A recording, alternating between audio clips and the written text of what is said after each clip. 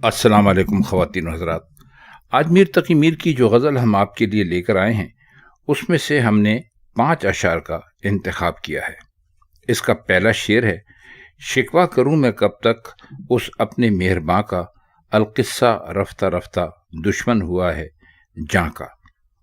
اس میں صرف بتانے کی بات آپ کو یہ ہے کہ ویسے تو لفظ مہرباں آپ سب جانتے ہیں کہ اس کا مطلب وہ آدمی ہوتا ہے جو آپ کے ساتھ مہربانی کرے، اچھا سلوک کرے، لیکن یہاں پر آپ اس کو تنزن کہا ہوا ایک لفظ سمجھیں گے.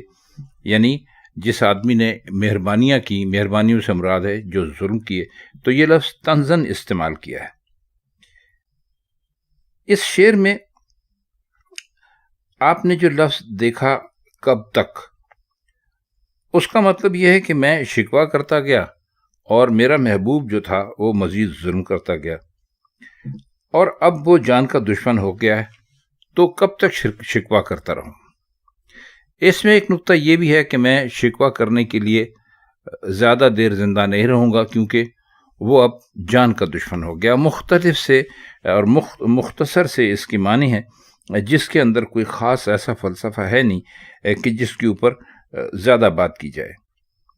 لیکن بہرحال شعر انہوں نے بہت اچھا کہا ہے، اور اس میں جو لفظ خوب بہت اچھا رکھا ہے وہ ہے کب تک. تو اس کے معنی ہم نے آپ کو بتلا دیے کہ اس سے میر صاحب کی کیا مراد تھی. اگلا شعر ہے: گرے پہ رنگ آیا قید قفس سے شاید، خوں ہو گیا جگر میں اب داغ گلستاں کا. گریا کا مطلب ہوتا ہے، جب انہوں نے گریے کہا ہے تو گریا کا مطلب ہوتا ہے رونا، اور قید قفس کا مطلب ہوتا ہے پنجرے میں بند ہونا. قید آپ سب کو معلوم ہے کہ کیا ہوتا ہے، قفس کہتے ہیں پنجرے کو، اور داغ سب جانتے ہیں. گلستاں کا مطلب ہوتا ہے باغ یا باغیچہ. اگر آپ اس کو غور سے شعر کو پڑھیں تو اس میں ایک عاشق کی پوری کہانی بیان ہوئی ہے. یعنی پہلے گلستاں میں تھا، وہاں سے نکالا گیا یا نکلا تو اس کے نکلنے کا غم ہوا. اب جدائی کا داغ لگ گیا، یعنی جدائی کو بھی کہتے ہیں نا کہ بھئی فلاں نے فلاں کو جدائی کا داغ دے دیا، تو کہتے ہیں اس داغ نے مجھے اتنا زیادہ پریشان کر دیا، پاگل کر دیا کہ میں گلستان سے ہی نکل گیا. اور ایک داغ بہرحال جگر پر تھا، چاہے وہ جدائی کا داغ تھا یا گلستان میں کوئی ایسا واقعہ پیش آیا افسوسناک. لیکن جب میں گلستان سے نکلا تو گرفتار ہو گیا، یا شاید گلستان میں ہی گرفتار ہو گیا. جگر پر داغ تو پہلے ہی سے تھا، لیکن اس داغ کے اثر سے جو آنسو نکلتے تھے وہ معمولی تھے، خون کے رنگ کے نہیں تھے. لیکن اب جو میں نے گرفتاری کے بعد قفس میں گریا کیا، رویا، تو آنسو لہو رنگ کے نکلے. تو معلوم ہوتا ہے کہ گلستان کا داغ اس گرفتاری کے باعث خون ہو گیا ہے، اور وہی خون آنسوؤں کی راہ بہہ نکلا ہے.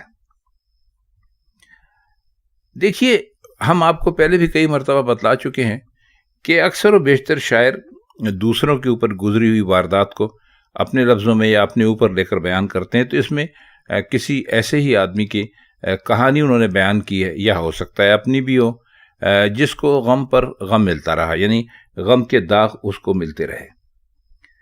بہت اچھا شعر ہے جس میں انہوں نے ایک بہت ہی یعنی اعلیٰ بات کہی، جس کو کہتے یہ ہیں کہ وہ جب ایک غم تھا، گلستان میں رہتا تھا، یعنی دنیا میں رہتے تھے، گلستان کو آپ دنیا سمجھ لیجیے یہاں پر، تو وہاں پر کوئی صدمہ ہوا، اور اس صدمے کے بعد فیصلہ یہ کیا کہ اب میں گلستان میں رہوں گا ہی نہیں.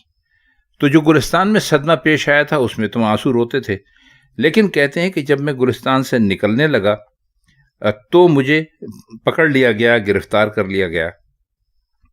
تو داغ تو میرے پاس پہلے ہی تھا، جدائی کا یا تکلیف کا یا پریشانی کا، اور اس کے اثر سے میں روتا بھی تھا، لیکن وہ معمول کے آنسو تھے. اب اس مرتبہ جو میں گرفتار ہوا ہوں تو میری گرفتاری ایسی ہے کہ میں نے خون کے آنسو رونا شروع کر دیے ہیں. اب میں وہ آنسو نہیں رو رہا ہوں جو آنسو کے عام طور پہ جب انسان کو تکلیف ہوتی ہے تو وہ جن سے روتا ہے. کوئی فلسفے کی بات نہیں ہے، لفظوں کا کھیل ہے، اور آپ کو یہ لفظوں کا کھیل امید ہے کہ پسند آئے گا. اگلا شعر ہے: دی آگ رنگ گل نے وہاں اے صبا چمن کو، یا ہم جلے قفس میں سن حال آشیاں کا.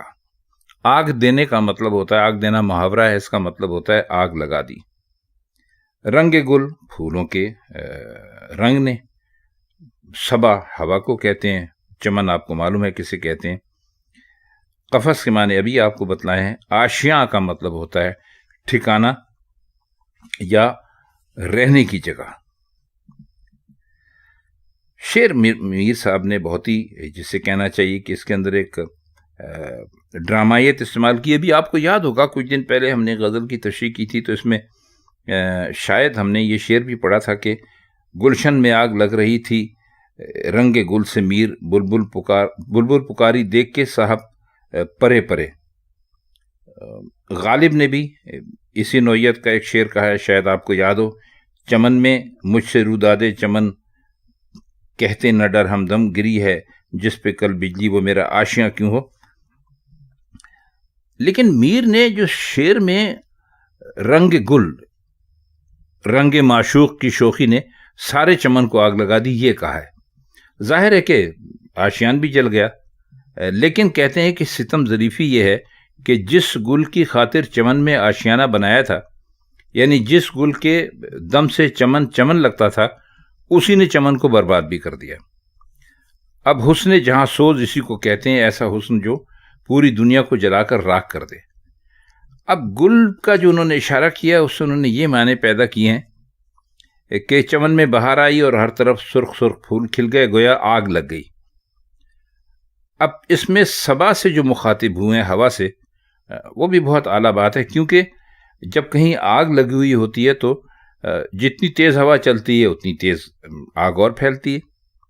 تو آگ دی اور جلے کی جو انہوں نے رعایت استعمال کی ہے بہت عمدہ ہے.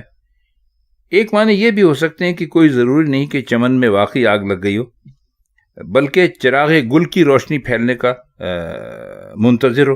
اس صورت میں آشیان کا حال سن کر جلنے سے مراد یہ بھی ہو سکتی ہے کہ ہر طرف روشنی پھیلی ہوئی ہے، لیکن آشیاں ہمارے نہ ہونے کی وجہ سے اندھیرا ہے. ایک نقطہ یہ بھی ذہن میں آ سکتا ہے کہ وہاں چمن کو رنگ گل نے جلایا اور یہاں ہم کو اس کے ذکر نے. بہرحال اب کچھ بھی کہہ لیجئے، شعر بہت ہی اعلیٰ پائے کا کہا ہے میر صاحب نے. چوتھا شعر ہے: کم فرصتی جہاں کے مجمع کی کچھ نہ پوچھو، احوال کیا کہوں میں اس مجلس رواں کا. کم فرصتی کا مطلب ہوتا ہے وقت نہ ہونا. مجمع لوگ جہاں پر اکٹھے ہوں، مجلس بھی کہہ سکتے ہیں آپ. یہاں پر جو انہوں نے مجلس رواں کہا ہے، مطلب ہے کہ مجمع اور مجلس رواں کی جو کی ایک رعایت ہے. مجلس رواں سے مطلب یہ ہو سکتا ہے جیسے عمر رواں ہوتی ہے، گزرتی ہوئی عمر، تو مجلس رواں کا مطلب یہ ہوتا ہے کہ ایک ایسی محفل جو عمر کی طرح گزر رہی ہے. مطلب ہے کہ کوئی محفل یا کوئی مجلس بھی ایسی نہیں ہے جو ہمیشہ باقی رہے. اور یہ دنیا میں رہ کر دنیا کے حالات کے بارے میں ایک مثال انہوں نے دی ہے کہ بھئی یہ دنیا بھی چلتی رہتی ہے، لوگ آج جو ہیں وہ کل نہیں ہوں گے، جو کل ہیں وہ پرسوں نہیں ہوں گے، ان کی جگہ نئے لوگ لے لیں گے. تو اس طرح اس کو انہوں نے مجلس رواں کہا ہے، یعنی ایک چلتی ہوئی مجلس. اور کہتے ہیں کہ اس کا کوئی اعتبار نہیں، اور واقعی اس کا کوئی اعتبار نہیں ہے، آپ سب بہت اچھی طرح جانتے ہیں. ویسے مجلس کے معنی ہوتے ہیں بیٹھنے کی جگہ. تو اس لحاظ سے اگر دیکھیں تو مجلس رواں بہت عمدہ مثال ہے. پھر لطف یہ ہے کہ مجمع ہے، اس کے باوجود کم فرصتی ہے. مجمع تو جب ہوتا ہے نا جب لوگ جمع ہوں، اور ظاہر ہے کہ مجمع تبھی ہوگا جب لوگوں کے جمع ہونے کی فرصت ہو. تو وہ مجمع جو فرصت ہی نہ رکھتا ہو، مجمع سے زیادہ ایک ہجوم ہے. تو یہ اس میں جو شاعر جس منظر کو بیان کر رہا ہے وہ خود شاعر اس سے باہر معلوم ہوتا ہے. اور شعر یعنی جو ہے اس وقت زیادہ کامیاب ہوتا ہے جب شاعر یعنی متکلم جو ہوتا ہے اس کی شخصیت پیچھے ہو، وہ رائزنی کر رہا ہو اور اس کے بیان میں جو جوش ہوتا ہے کلام کا وہ بہت زیادہ ہو. شعر بہت عمدہ ہے. اس کا آخری شعر جو ہم نے آپ کے لیے چنا ہے وہ دیکھ لیتے ہیں. سودائی ہو تو رکھے بازار عشق میں پا، سر مفت بیچتے ہیں یہ کچھ چلن ہے وہاں کا. سودائی کا مطلب ہے پاگل ہونا، دیوانہ ہونا، مجنون ہونا. اور سر مفت بیچتے ہیں کا مطلب یہ ہے کہ اپنی جان دینے کو ہر وقت تیار ہے. چلن کہتے ہیں دستور یا طور طریقے کو. اب سودائی اور بیچتے ہیں اور پا اور سر کی جو رعایت وہ ظاہر ہے. یہ کچھ دوسرے مصرے میں اچھی طرح استعمال ہوا ہے کیونکہ لہجہ بات چیت کا ہے، لیکن جو بات کہی جا رہی ہے وہ غیر معمولی ہے. یہ کچھ کے استعمال ایسا لگتا ہے کہ میر صاحب نے کچھ طنزیہ استعمال کیا ہے. اور چلن اور پا اس میں بھی ایک طرح کی مناسبت پائی جاتی ہے، یعنی پیر سے آپ چلتے ہیں. تو شعر میں کوئی بہت زیادہ معنی فلسفیانہ تو ہے نہیں. وہ کہنے کی مطلب ہے انہوں نے جو کہا ہے اس کا مطلب ان کا یہی ہے کہ بھائی اگر کوئی پاگل ہے تو جو عشق کا بازار ہے اس میں اپنا پیر رکھے. اور یہاں ہم یہ بتا دیں کہ یہاں پر جو سر بکتے ہیں وہ مفت میں بکتے ہیں، یعنی اس بازار کا دستور ہی کچھ ایسا ہے. تو اگر آپ مختصر لفظوں میں اگر آپ اس کو کہنا چاہیں تو آپ یہ کہہ سکتے ہیں کہ وہ عشق کرنے والوں کو ایک طرح سے سمجھا رہے ہیں، یا ان کو ایک طرح سے انگریزی میں کہہ لیجیے تو وارننگ دے رہے ہیں کہ بھائی اگر تم عشق کے بازار میں جانے کا تم نے تہیہ ہی کر لیا تو ہم یہ تمہیں بتا دیں کہ وہاں کسی کی جان بچنی بہت ہی مشکل ہے. تو خواتین و حضرات، یہ میر تقی میر صاحب کی غزل کے 5 اشعار کے مشکل الفاظ کے معنی اور کچھ تشریح ہم نے کرنے کی کوشش کی. اگر آپ کو یہ لیکچر اچھے لگتے ہوں تو اس چینل کو لائک اور سبسکرائب کر دیا کیجیے، اور اگر اچھے نہ لگتے ہوں تو نہ کیا کیجیے. تو آپ سے پھر ملاقات ہوتی ہے میر یا غالب سودا یا کسی داغ ایسے ہی کسی پرانے شاعر کے کسی اور کلام کے ساتھ کسی اور محفل میں.